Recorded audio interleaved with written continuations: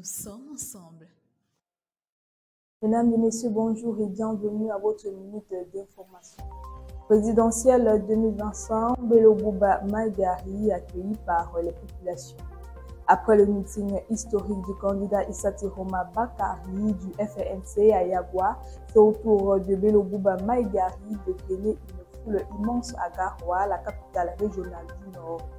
À son arrivée, il a été accueilli à l'aéroport international de la même ville par ses militants et sympathisants qui, après un bain de foule, ont suivi le long cortège dans d'autres artères de la ville.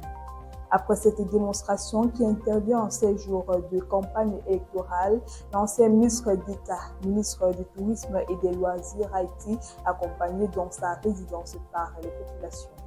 Dans le cadre de la suite de la campagne électorale, Cabral Libi du PCRN est attendu ce jeudi 2 octobre 2025 à Bamenda. Nigeria, la grève suspendue à la méga raffinerie Dangote, 800 employés seront réintégrés. Au Nigeria, l'association des cadres du pétrole et du gaz naturel a suspendu sa grève après avoir obtenu des garanties sur la réintégration de 800 travailleurs licenciés de la raffinerie du milliardaire Aliko Dangote à Lagos.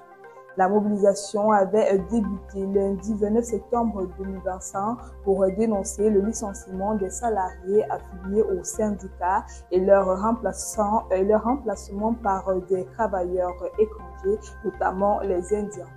Le gouvernement fédéral est rapidement intervenu pour éviter une grave crise énergétique. Cette crise souligne à quel point la raffinerie est devenue centrale dans le système énergétique et industriel nigérien depuis le lancement de ces opérations en début 2024. États-Unis, l'administration fédérale paralysée par une nouvelle interruption. Les États-Unis sont entrés en période d'arrêt entraînant le gel partiel de l'administration fédérale faute d'accord budgétaire au Congrès. Le blocage oppose les républicains de Donald Trump à l'opposition démocrate sans perspective immédiate de compromis. Conséquence, plusieurs centaines de milliers de fonctionnaires sont placés en chômage technique et des perturbations majeures affectent les services publics. Très impopulaire, cette crise budgétaire est une première depuis 7 ans, chaque camp s'accusant déjà d'emporter la responsabilité. Sport, le sélectionneur des Lions U17 destitué de ses fonctions à quelques jours du mondial.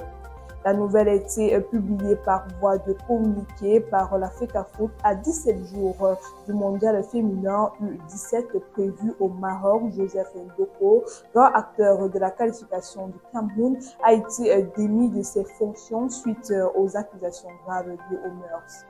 C'est Mike Ndoumou, sélectionneur adjoint des Lions seniors, qui mènera l'équipe au Maroc pour la dite compétition. À noter que le départ est prévu pour ce 2 octobre 2025. Le Cameroun est logé dans la poule B en compagnie de la Hollande, la Corée du Sud et le Mexique. Ainsi va l'actualité ce matin. Merci de nous avoir suivis jusqu'au bout.